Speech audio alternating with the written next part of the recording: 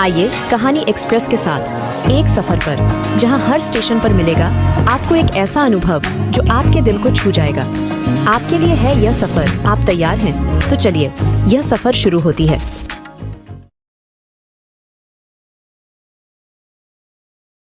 ने लिवाइस चुना। देहरादून में अब शीना फिर से अकेली हो गई थी। कमरा ढूंढना, इसमें सामान रखवाना, जरूरत का सामान खरीदने तक का सारा काम शीना के बेस्ट फ्रेंड अजय ने किया था। अजय वो शख्स था जिसने शीना को बदल डाला था। गांव से आई एक सीधी या गवार लड़ डहाकी को मॉडर्न शीना अजय ने बनाया था। कैसे चलते हैं, कैसे बैठते हैं, किस जगह क्या पहनना है, रेस्टोरेंट में कैसे खाना चाहिए, सब कुछ शीना का फिर से यहाँ रहने खाने तक का इंतजाम अजय ने किया। सुबह 10 बजे से रात को 9 बजे तक, और सैलरी 6000। शीना फिर भी खुश थी, क्योंकि उसे शायद एक रास्ता मिल गया था। शुरू में शीना को एक सेल्स गर्ल के रूप में नियुक्त किया गया। शीना इस बात से बिल्कुल खुश नहीं थी, क्योंकि उसके गांव में, उसके बिजनौर शहर में शोरूम नहीं दुकान कहने का चलन था, जहां एल्डर डैड की या औरतों का काम करना अच्छा नहीं माना जाता था। ब्रांड क्या होती है, वहां के लोगों को अभी तक नहीं पता था। शीना को कपड़े रीढ़े बेचने होंगे, ये एक शर्म की बात उसे लग रही थी। जब घर में गांव में पता लगेगा तो लोग यही तो कहेंगे कि वो एक दुकान में कपड़े बेचती है। उन्हें शीना कैसे समझा पाएगी कि वो बहुत बड़ी ब्रांड है, जिसमें वो सेल्स एग्जीक्यूटिव है, जहां वो कपड़े बेचेगी, नहीं कस्टमर्स जो यहाँ भगवान माने जाते हैं उनकी मदद करेगी। मगर गांव में इतना दिमाग कौन लगाएगा, जिसकी जुबान पर जो आएगा वो वही बोलेगा। गांव तो दूर, पहले वो अपने माँ पापा को ही कैसे समझा पाएगी, जो सपने लिए बैठे हैं कि उनकी बेटी बस हवाई जहाज में उड़ेगी और 25,000 रुपये महीना कमाएगी, जो सपने एडमिशन के वक्त AHA वालों ने उन सबको दिखाए थे। मगर सपने और हकीकत में उतना ही ऊंचाई का अंतर है जितना उस हवाई जहाज और जमीन के बीच। ये बात शीना समझ चुकी थी। शीना खुद संतुष्ट नहीं थी इस जॉब से, मगर हेमेंद्र जी ने पहले ही कह दिया था कि वो सेल्स एग्जीक्यूटिव बनकर सिर्फ 4 से 6 महीने ही काम करेगी, वो भी इसलिए ताकि उसे इस फील्ड की पूरी तरह नॉलेज हो। उसके बाद उसे स्टोर मैनेजर बना दिया जाएगा। शीना भी तैयार थी इस नए सफर के लिए। खाने के लिए टिफिन लगा लिया था। 1500 रुपये महीना, 3 टाइम का खाना, 2500 किराया कमरे का, यानी 6000 में से 4000 बिल्कुल खत्म। खैर, ये एक शुरुआत थी। एक कमरा ठीक ठाक सा, एक रसोई, टॉयलेट, बाथरूम। कमरे में सामान के नाम पर सिर्फ एक छोटा सा तख्त, जो मकान मालकिन ने ही दिया था, एक लकड़ी की पुरानी सी कुर्सी, और शीना के कपड़े और शीना। मगर शीना ने उस खाली से कमरे को भर दिया था अपनी खूब फोटो लगाकर, फिर धीरे धीरे कूलर, टेलीविजन, फोल्डिंग, और हाँ, कुछ टाइम बाद स्वाति भी। काफी उतार चढ़ाव के बाद शीना रम सी गई थी इस जिंदगी में। शुरू में तो लगा कि भाग जाए यहाँ से, सुबह से रात तक खड़ी रहना। मगर अब तक शीना तय कर चुकी थी कि वो मेहनत करेगी, आगे तक जाएगी, अपना नाम करेगी। शीना के मैनेजर बनने का समय आ गया था। स्वाति को भी शीना ने अपने पास ही बुला लिया था, मगर शीना का स्टाफ उसी के खिलाफ बगावत कर बैठा था। शायद उनके आत्मसम्मान को चोट पहुंच रही थी कि उनके बाद आई लड़ढा की मैनेजर बन रही है, और वो वही के वही। मगर ये तो पहले से तय था। सारे स्टाफ ने हेमेंद्र जी को बोल दिया था कि अगर शीना मैनेजर बनी तो वो जॉब छोड़ देंगे। मगर हेमेंद्र जी भी अपने शब्दों के पक्के थे। उन्होंने साफ कहा, ठीक है, आप लोग जा सकते हो। खैर, संभलते संभलते सब संभाल गया। शीना भी खुश थी, स्वाति भी आ गई थी। अब जिंदगी अच्छी लगने लगी थी। सैलरी भी 6000 से 9000 हो गई थी। शीना अभी भी कड़िड़ ही मेहनत कर रही थी, कंपनी ऑफिसर्स को यह साबित करने की कि वो एक बेस्ट मैनेजर है। उनके कंपनी हेड सुशांत गुप्ता भी शीना के मैनेजर बनने के खिलाफ थे। शायद उनको लगता था कि शीना ये रिस्पॉन्सिबिलिटी ठीक से पूरी नहीं कर पाएगी। मगर अब शीना किसी भी तरह खुद को प्रूव करना चाहती थी। कभी कभी रात को 12 बजे तक वो काम करती रहती। आखिर शीना सबका दिल जीत चुकी थी। हर रिपोर्ट टाइम से पहले देना, अच्छा बिजनेस देना, अच्छी तरह अपने स्टाफ को लीड करना, बेस्ट कस्टमर सर्विस देना, यहाँ तक कि कंपनी ऑडिट पर 80% मार्क लाकर सर्टिफिकेट लेना। ये सारी उपलब्धि काफी थी हेमेंद्र जी को खुश और सुशांत जी को गलत साबित करने के लिए।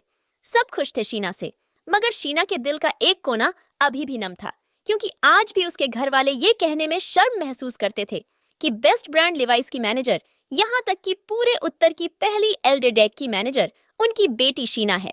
आज वो बेस्ट मैनेजर का नाम कमा चुकी है, मगर उनके लिए वो आज भी कपड़ीडीडो के एक शोरूम में काम करने वाली एक LDDD की थी। यहाँ तक कि अपने रिश्तेदारों को बताने में शर्म महसूस करते थे। शीना के माता पिता। शीना ने कई बार उनको समझाने की कोशिश भी की, मगर उसकी माँ बस ये कहकर टाल देती कि मैं तो कह देती हूँ कि शीना मैनेजर बन गई है, किस कंपनी में है, क्या करती है, ये हमें नहीं पता। शीना अंदर तक टूट जाती। उनको क्या पता कितनी मेहनत करके, कितना संघर्ष करके, कितनी मुश्किलों से निकलकर शीना ने ये औंधा पाया है। बड़े बड़े अफसर शीना की तारीफ करते हैं, पुराने से पुराने दिग्गज उसका लोहा मानते हैं और उसके अपने उसकी इस मेहनत को शर्म से नापते हैं। खैर, शीना जब भी घर आती सबके लिए कुछ न कुछ लाती। उसके पापा उससे पैसे नहीं लेते थे। बेटी की कमाई आज भी उनके समाज में गलत जो मानी जाती थी, मगर शीना दिल से अपने पापा का हाथ बांटना चाहती थी। उनके साथ कंधे से कंधा मिलाकर चलना चाहती थी। वो चोरी से उनके टंगे कप डेढ़ों की जेब में पैसे छुपा दिया करती थी। जिम्मेदारियों के चलते जो आधुनिक सुविधाएं घर में नहीं आ पाई थीं, शीना अब वो सब सुविधाएं घर में लाना चाहती थी। और शायद ये उसका एक धन्यवाद भी था उसके मम्मी पापा के लिए, जिन्होंने एक छोटे से गांव निकलकर अपने सपनों की उड़ान भरने में शीना की मदद की थी। गांव में नलकूप होने की वजह से किसी को आधुनिक पानी की फिटिंग जैसे टंकी, नल, सिंक, इन सब की जरूरत महसूस नहीं होती थी, मगर शीना अपने घर को शहरी सुविधाएं देना चाहती थी। उनके पालन पोषण और पढ़ाई लिखाई की जिम्मेदारी की वजह से जो सुविधाएं उसके माँ पापा नहीं भोग पाए थे, वो सब उनको देना चाहती थी। घर में फ्रिज, सोफे, इन्वर्टर सब आ गया था। शीना को एक अलग ही सुकून मिलता जब वो अपने घर के लिए कुछ करती। शीना की इनकम बढ़ती गई और साथ ही देहरादून में शीना का नाम, पहचान। शीना ने जॉब बदली, प्रमोशन लिए और ऊंचाइयां छूती चली गई। समय बीतता गया और परिवार को भी समझ में आने लगा कि शीना कोई ऐसी वैसी जॉब नहीं करती है। बड़े बेढ़े लोग जब उसको मैडम कहकर संबोधित करते हैं तो फक्र बेच जाता है।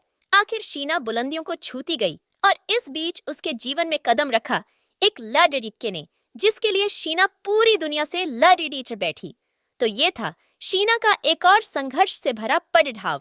अब आगे इससे भी ज्यादा संघर्ष था, या थी आराम की जिंदगी, ये आप पढ़ेंगे अगले भाग में। शीना को लिवाइस से जहां एक तरफ नाम, रुतबा, एक पहचान मिली, वही मिला उसे उसकी जिंदगी का सबसे अनमोल तोहफा। शीना की उस जिंदगी में कब से दो आंखें गड्ढाई थीं, शीना को पता भी नहीं लगा। 3 साल से शीना यहाँ थी, मगर कुछ दिनों से एक नया चेहरा उसे अपने इर्द गिर्द नजर आने लगा था। कभी स्टोर के सामने, कभी साइड में, कभी दोस्तों से घिरा, कभी अकेला। उस लाल पल्सर पर इधर उधर घूमता एक 6 फीट का नौजवान। रात को जब स्वाति और शीना घर जाती, वो लाल पल्सर तब तक पीछे पीछे चलती जब तक घर के पास वी गली में वो न मुड़क जाती। कुछ दिनों से एक मैसेज भी लगातार शीना को आ रहे थे। आज इस कलर की जीन्स पहनी है, आज इस कलर का टॉप पहना है, आज तुम ऐसी दिख रही हो, आज वैसी दिख रही हो। आखिर कौन है ये? शीना उसे कई बार बोल भी चुकी थी कि मैसेज न करे, मगर रोज गुड मॉर्निंग, गुड इवनिंग कहना न टलता। अब शीना का गुस्सा भी जिज्ञासा में बदलने लगा था। फिर एक दिन मैसेज आया, मैम, अगर मैंने बता दिया मैं कौन हूं, आप मुझसे बात करना तो नहीं छोड़ दोगी? शीना को पूरा यकीन था ये वही लाल पल्सर वाला है। एक मैसेज फिर आया, मैं वही हूं लाल पल्सर पर जो आता हूं, मेरा नाम विशाल है। शीना का शक सही निकला। खैर, मैसेज से बात फोन कॉल तक आ गई थी। शीना ने विशाल को एक नया नाम दिया था, मानव। उन दिनों जी टीवी पर एक सीरियल आया करता था, पवित्र रिश्ता। विशाल का ड्रेसिंग सेंस, हाव भाव काफी हद तक उस सीरियल के हीरो मानव से मिलता जुलता था। एक नई दोस्ती का अंकुर फुट चुका था, शीना और मानव की दोस्ती। मानव शीना को पसंद करता था, मगर शीना के जीवन के अहम पहलू से वो अनजान था। मानव हिल गया जब शीना ने उसे बताया कि उसका रिश्ता तो पहले से पक्का हो चुका है, उसके एक दोस्त अजीत से। शादी भी जल्दी ही हो जाएगी। खैर, अब दोस्ती ही एक ऑप्शन था शीना से जुड़े रहने का। दोस्ती बेच रही थी। शीना और अजीत का रिश्ता तय था और शीना और मानव की दोस्ती जिंदगी अच्छी चल रही थी, मगर मानव शीना को टूट कर चाहता था। किसी भी तरह उसे अपनी जिंदगी का हिस्सा बनाना चाहता था। शीना को बिजनौर तक बाइक से छोड़ डेच के आना, घूमना फिरना, खाना पीना, सब खुश थे, सब सही चल रहा था। शीना ने मानव को अजीत से भी मिलवाया, अपने घर वालों को भी मिलाया, यहाँ तक कि मानव शीना के गांव कुछ दिन रुक कर भी आया। शीना के घर वालों ने भी उसे खूब अपनापन, खूब प्यार दिया। शादी के दिन भी पास आने लगे थे। रिश्ते में उदासियां आने लगी थीं। मानव अब उदास रहने लगा था। कुछ दिन में शीना भी चली जाएगी, ये बात उसे परेशान करती थी। उसने शीना को कह दिया था जितना भी वक्त है मैं तुम्हारे साथ खुशी से बिताना चाहता हूँ। तारीख तय हो गई थी अजीत के घर रस्म करने जाने की। तारीख से 2 दिन पहले शीना को उसकी बहन से पता लगा कि पापा अजीत से उसका रिश्ता तोड़ डच कर आगे है। शीना जिडियच हो गई थी। आखिर ऐसा क्यों और कैसे हुआ? सब ठीक चल रहा था। शीना ने अजीत को फोन लगाया, मगर अजीत ने शीना को चिल्लाकर कहा कि वो जो भी पूछना है अपने घर में पूछे। शीना ने अपनी माँ से पूछा, मगर कोई भी सही सही बताने को तैयार नहीं था। फिर शीना ने जोर देकर पूछा कि आखिर बात क्या है। उसकी माँ ने उसे बताया कि अजीत के घर वालों ने उसके पापा के साथ अच्छा बर्ताव नहीं किया, यहाँ तक कि मेरे साथ भी। इस बात पर गुस्से में तुम्हारे पापा ने रिश्ता तोड़ दिया। वो लोग दहेज की माँ भी कर रहे थे, छुपे शब्दों में। मगर तू चिंता मत कर, वो फिर से जाएंगे, वहां माफी मांगकर रिश्ता पक्का कर देंगे। तुम दोनों का इतना पुराना रिश्ता ऐसे ही नहीं टूटने देंगे। शीना की माँ उसे आश्वासन दे रही थी, मगर शीना तो कुछ और ही तय कर चुकी थी। उसने अपनी माँ को साफ कह दिया था कि कोई जरूरत नहीं फिर से वहां जाकर नाक रगड़ने की। और आज आपकी इंसल्ट की है, कल मेरी करेंगे। और जिस घर में मेरे माँ पापा की इज्जत नहीं, वो घर मेरे लिए कुछ नहीं। आज बहाने से दहेज की मांग मर रहे हैं, कल मुझे जबरन बोलेंगे। इससे अच्छा ये रिश्ता यही खत्म हो जाए। 5 साल पुराना रिश्ता सही, मेरी पसंद से सही, मगर माँ बाप की बेइज्जती की शर्त पर नहीं। और अजीत, उसने भी कहाँ बात को संभालने की कोशिश की, उल्टा ऐसे दिखाया अपने घर वालों को जैसे उसे कोई फर्क ही नहीं पड़ेगा। खैर, 5 साल पुराना ये रिश्ता एक झटके में टूटकर बिखर गया था। शीना भी एक तरफ टूट सी गई थी, दूसरी तरफ खुद को हल्का महसूस कर रही थी। मगर शीना के पापा को अब ये बात खल गई थी। दिल में एक जिद थी कि अब शीना की शादी अजीत से पहले और उससे अच्छे लड़े ढहाके से करेंगे। मगर शीना अब बिल्कुल तैयार नहीं थी किसी भी नाम के बोझ को अपने कंधों पर ढोने को। उसने बोला भी कि अब कुछ दिन मुझे शांति चाहिए, मैं मानसिक रूप से तैयार नहीं हूँ, और किसी अनजान एलडी डहाके के साथ जिंदगी बिताने के बारे में तो सोचा ही नहीं कभी। मगर उसके पापा बस जिद ठाने बैठे थे। और 2 दिन में ही कितने लड़ डहाकों का पता कर बैठे। शीना चिरियार सी गई थी। उसे साफ दिख रहा था कि अब उसकी शादी आनन फानन में कई जाएगी। जो जैसा मिलेगा उसी से शादी के बाद उससे हर दिन सवाल होंगे कि 5 साल का रिश्ता ऐसे कैसे टूट गया, क्या कारण था। पुरानी सोच के चलते कितनी उंगलियां तो शीना के चरित्र पर उठेंगी। शीना डर गई थी।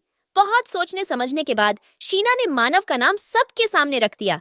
अगर मेरी शादी करनी ही है तो मानव से कर दो, जो मेरे बारे में हर बात जानता है, जिसे मैं ठीक से जानती हूँ। किसी अनजान से शादी करने से अच्छा अपने दोस्त से शादी करूँ, जो मुझे पसंद भी करता है। मगर उनकी बात को वहीं रोक दिया गया। उसके पापा ने कर्कश शब्दों में कहा था, गैर बिरादरी में शादी कभी नहीं, पूरी उम्र घर में रख लूंगा, मगर उससे शादी नहीं करूंगा। शीना ने पूरी कोशिश की समझाने की, मगर कोई समझने को तैयार नहीं था। सबने उसे गलत ठहरा दिया। उसकी बहन, भाई, जीजा माँ सब इस फैसले के खिलाफ थे।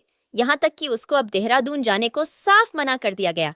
शीना को लगा कि अब बस यहीं तक का था सफर अपने लिए जीने का।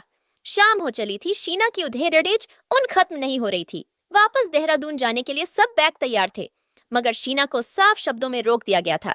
फिर शीना ने प्यार से अपने पापा को बोला, अगर आप मुझे इस तरह से रोक लेंगे, मेरे करियर पर क्या फर्क पड़ेगा, ऑफिस में क्या बोलूंगी, सब मेरे बारे में क्या क्या राय बना लेंगे, और मुझे लगेगा कि आपको मुझ पर यकीन नहीं की इस तरह रोक कर घर में बिठा दिया।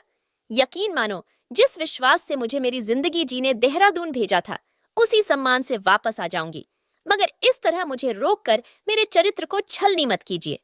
शायद उसकी ये बात सबको समझ आ गई और उसको देहरादून भेज दिया गया, मगर साथ में ये हिदायत भी दी गई कि वो अपने दिमाग से निकल दे कि जो उसने सोचा है वो होगा।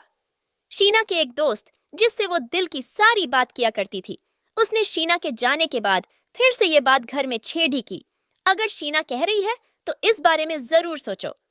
शीना ने ही अपनी दोस्त मनी को बोला था कि उसके जाने के बाद वो उसकी माँ को समझाने की कोशिश करे, मगर शीना को क्या पता था कि अब ये एक कोशिश उसकी जिंदगी में उथल पुथल मचा देगी। शीना की तबीयत पहले से खराब थी। मानव भी बेचैन था कि आखिर क्या होगा। फिर मानव ने शीना को कहा कि वो एक बार अंकल से बात करेगा। मानव ने शीना और उसके पापा को कॉन्फ्रेंस कॉल पर लिया, मगर शीना सिर्फ चुपचाप सब सुनना चाहती थी। मानव ने आखिर हिम्मत जुटा ली थी अपनी जिंदगी की भीख मांगने के लिए। दिल की धड़कनें दोनों की तेज थी। अपनी ही दिल की धड़कन कानों में टकरा रही थी और सांस रुक सी गई, शब्द बिखर से गए जब शीना के पापा ने फोन उठाया। उस भारी भरकम आवाज ने दोनों को निशब्द सा कर दिया था। फिर हिम्मत जुटाकर मानव ने बताया कि उसने फोन क्यों किया है। मानव के शब्द अब स्थिर थे। अंकल, मैं शीना को बहुत खुश रखूंगा, प्लीज हमारी शादी करा दीजिए, मैं उसे बहुत पसंद करता हूँ। मगर शीना के पापा तो मन बना चुके थे कि न तो ना। उन्होंने भी साफ कहा, ये नहीं हो सकता, चाहे शीना अपनी जान दे या तुम, मगर ये शादी कभी नहीं होगी। दोनों दिल टूट गए थे। उम्मीद खत्म सी हो गई थी। एकदम अलग भविष्य की चिंता और पापा की जल्दबाजी ने शीना को डरा दिया था। मानव के पास शीना को अपना बनाने का एक मौका भी जाता सा लग रहा था। लगभग रात के 10 बजे होंगे जब शीना के पापा ने स्वाति को फोन करके पूछा था कि क्या शीना ठीक है, उसने खाना खाया या नहीं। शीना बुखार से तप रही थी। रोते रोते कब नींद आ गई पता नहीं लगा। अचानक फोन की होती झंझनाहट ने शीना की नींद तोड़ डेच दी। अधखुली आंखों से देखा था, फोन उसके पापा का था। शीना हड्डियां बढ़ा गई थी। उधर से एक सटीक लाइन बोली, शीना के पापा ने नीचे आकर गेट खोलो, हम बाहर खड़े हैं। एक पल को लगा कि शीना इस दुनिया में ही नहीं है, शायद सपना देख रही है।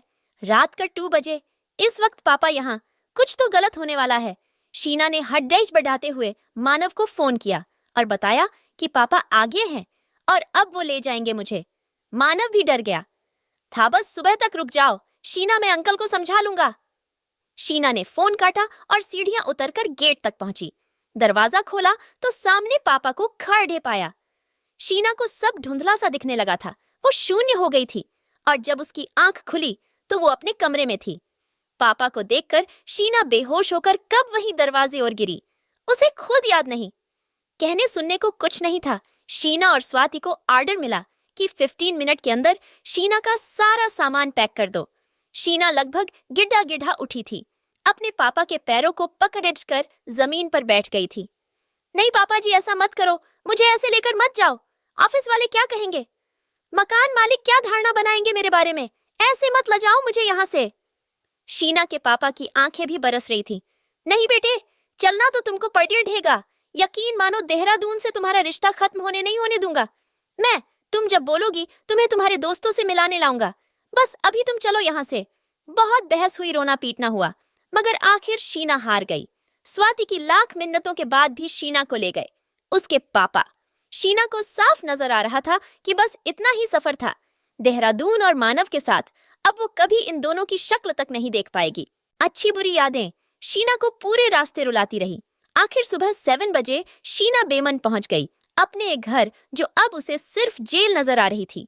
शीना ने किसी को नहीं देखा और गुस्से से पैर पटकती अपने कमरे में जा बैठी। न शीना ने किसी से बात की, न किसी की हिम्मत शीना से बात करने की हुई। माँ पापा के लाख कोशिश करने और भी जब शीना ने पानी तक गले से नीचे न उतारा, तब उसके पापा ने उसे अपनी कसम में बांध दिया। शीना का फोन उससे लेकर रख लिया गया था। शीना एक गुनहगार सी अपने ही घर में अजनबी सा महसूस कर रही थी। शीना के दिल में मची उथल पुथल बढ़ती जा रही थी। वो किसी भी तरह बस देहरादून वापस जाना चाहती थी, छुपकर, भागकर, लड़डेच झगड़ कर, रो धो कर, कैसे भी। उसने अपना सामान टटोला, उसमें 100 रुपये थे, मगर इतने पैसों में वो देहरादून नहीं जा सकती थी। सारी फिल्में उसकी आंखों में तैर गई जब हीरो या हीरोइन बिना पैसों के एक दूसरे के लिए निकल पड़ी डेट आते हैं। अब शीना को बस कुछ नहीं, सिर्फ अपना भविष्य नजर आ रहा था। यहाँ रुकने के बाद का भी और यहाँ से जाने के बाद का भी। दिन बीतता जा रहा था। शीना की बेचैनी बढ़ती जा रही थी। आखिर शीना की वो दोस्त मनी उससे मिलने आई। शीना ने उसे सारी बात कह सुनाई। उसने धीरे से उसे समझाया कि अगर वो वाकई चाहती है कि वो अच्छी जिंदगी जी सके, जल्दबाजी में उसकी जिंदगी के फैसले न लिए जाए, तो उसे यहाँ से जाना ही होगा। मगर कैसे? बहुत सोचने के बाद मनी ने शीना को बोला कि वो घर वालों को कह दे कि उसने पहले से मानव से कोर्ट में शादी कर ली है, उसे रोकने का कोई फायदा नहीं। शीना इस बात से डर गई। ऐसा कैसे बोलेगी वो? इतना बड़ा झूठ, और सब क्या सोचेंगे उसके बारे में? मगर अब बस एकमात्र विकल्प भी तो यही था। आखिर शीना ने खुद को पक्का कर लिया था। शायद ये बात सुनकर उसकी हड्डी पसली भी तोड़ डाल दी जाए, मगर अब आर या पार। मौका देखकर शीना ने अपनी बड़ी रीढ़ी बहन के सामने इस झूठ को पेश कर दिया। उनकी बहन के पास जैसे शब्द ही नहीं थे। उसने अपनी माँ को और माँ ने पापा को ये बात बताई। उसके पापा ये बात सुनते ही जैसे आपा खो बैठे। उनकी सांसें तेज हो गई थी। वो उठ खड़े हुए और सीढ़ियां चढ़ने उतरने लगे। शायद उनको अपने कानों पर यकीन नहीं हुआ। जिन्होंने फिर दोहराया, क्या मैं ये सही सुन रहा हूँ शीना? शीना को लगा कि वो कह दे कि नहीं, ये झूठ बोला, मैंने ऐसा कुछ नहीं है। वो ये विश्वास ऐसे नहीं तोड़ सकती। मगर अगले ही पल ध्यान आया कि बस यही तो आखिरी विकल्प है, वरना अब इस बात के बाद उसकी शादी में कितनी जल्दबाजी की जाएगी वो अंदाज भी नहीं लगा सकती। शीना ने धीरे से हाँ में गर्दन हिला दी थी। शीना तैयार थी कि अब उसके पापा उस पर ऐसे हाथ उठाएंगे कि न जाने वो कितने दिन तक खड़ी भी नहीं हो पाएगी। मगर ऐसा कुछ नहीं हुआ। शीना के पापा टूट चुके थे। उन्होंने धीरे से कहा, जल्दी उठो और चली जाओ यहाँ से, वरना उठने लायक नहीं रहोगी। जिसके मुंह में जो आया उसने वही शीना को सुनाया। अपनों की आंखों में अपने ही लिए इतनी नफरत देखकर शीना का कितनी बार दिल किया कि वो बोल दे कि ऐसा कुछ नहीं है, मगर फिर वो अपना पूरा भविष्य देखती तो चुप रह जाती। शीना के पापा ने तय किया कि जैसे कल रात में उसे देहरादून से लाए, वैसे ही आज आधी रात के बाद वापस देहरादून छोड़ डैश देंगे। आज शीना के साथ सिर्फ उसका छोटा भाई और उसके मामा थे, जिन्होंने बोला कि अभी तुम्हारा यहाँ से जाना ही सही है, तुम जाओ, यहाँ हम सब देख लेंगे। शीना को रोकने के लिए बहुत सी बातें बोली गई, मगर शीना अब सोच चुकी थी कि ये दुख क्षणिक है। वो सबको अपना पक्ष जल्दी ही समझा लेगी। आखिर शीना को घर से ये बोलकर विदा कर दिया गया कि अब वो हम सब के लिए मर चुकी है और हमसे बात करने या मिलने का अब कभी सोचे भी ना। उसके दिए हुए गिफ्ट्स, यहाँ तक कि उसकी हर निशानी, हर फोटो घर से बाहर कर दिया गया और उसकी गाढ़ी पिंडदान कहकर घर से विदा कर दिया। पिंडदान मतलब मरने वाले का अंतिम क्रिया। खैर, शीना भी भारी मन से सबको छोड़ देकर चली गई, क्योंकि वो भी समझ चुकी थी कि इस वक्त यहाँ से जाना ही अच्छा है। शीना भी टूट चुकी थी। एक तरफ उसको खुद पर यकीन था कि वो सबको मना लेगी, दूसरी तरफ परिवार को खो देने जा उनका दिल दुखने का दर्द असहनीय था। खैर, दिन निकले, महीने निकले, मगर शीना से किसी ने बात नहीं की। बस कभी कभी छुप छुप कर उसका भाई उसको बता देता कि सब ठीक है, चिंता मत करना। उनकी नजर में भाई लंका का विभीषण था, घर का भेदी, मगर शीना के लिए वो एकमात्र सहारा था परिवार के बारे में जानने का। शीना भी इंतजार कर रही थी कि इस नफरत, गुस्से और दर्द की आग को कुछ ठंडा होने दिया जाए। आखिर एक दिन शीना ने हिम्मत की और अपने पिता के लिए एक पत्र लिखा, क्योंकि फोन और या सामने से कुछ भी कहने की हिम्मत उसमें नहीं थी। वैसे भी लिखने में निपुण शीना ने अपने शब्दों की ताकत और हुनर को आजमाना चाहा और दिल की हर बात लिख डाली। साफ बोल दिया कि जिस दुनिया की फिक्र कर कि आज अपनी बेटी और खुद को दुख पहुंचा रहे हो, वो दुनिया तुम्हारे मसले को 15 दिन से ज्यादा याद नहीं रखेगी। 15 दिन बाद कोई नया किस्सा ढूंढेगी, रो रो कर पूछने और हंस हंस कर उधर डालने के लिए। बेटी तुम्हारी हूं तो फैसला भी तुम्हारा ही होना चाहिए। कल जब मैं खुश होकर ससुराल से आऊंगी, तब आप ही सबसे ज्यादा खुश होंगे और दुनिया आपको बोलेगी कि आपने अच्छा किया, बेटी की बात मानी। दूसरी तरफ अगर आपकी पसंद से शादी करके अगर मैं खुश नहीं रह पाई, तो फिर यही दुनिया आपको बोलेगी, क्या बेटी की बात नहीं मान सकते थे? ये दुनिया किसी की नहीं है, आप अपना फैसला लीजिए। ये बात शीना के घर वालों के दिल में घर कर गई। बस अगले ही दिन शीना की मां ने शीना को फोन करके शीना को खुशखबरी दी कि पापा शादी के लिए मां गए हैं और जल्दी ही मानव के घर आकर सबसे मिलेंगे। इस कहानी का बड़ाढ़ा सुखद समापन हुआ जब शीना की शादी एक सुलझे और सच्चे इंसान मानव से हुई। दोनों बहुत खुश थे अपने लिए योग्य जीवन साथी पाकर। शीना की शादी शहर के बड़े होटल में धूमधाम से हुई और खुशी के आंसू बहाते शीना जा पहुंची अपनी सपनों की दुनिया में। तो ये थी शीना, यानी एक एयर होस्टेज की कहानी।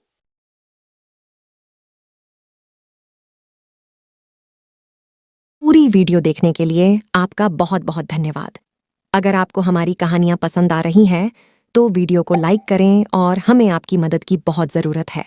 हमारे चैनल में सब्सक्राइबर बहुत कम है, तो हमारे साथ जुड़िए, हमारे चैनल को सब्सक्राइब करिए। इससे हमें और भी अच्छे कहानियां बनाने के लिए मोटिवेशन मिलेगी और आप और बेहतरीन कहानी सुन पाएंगे।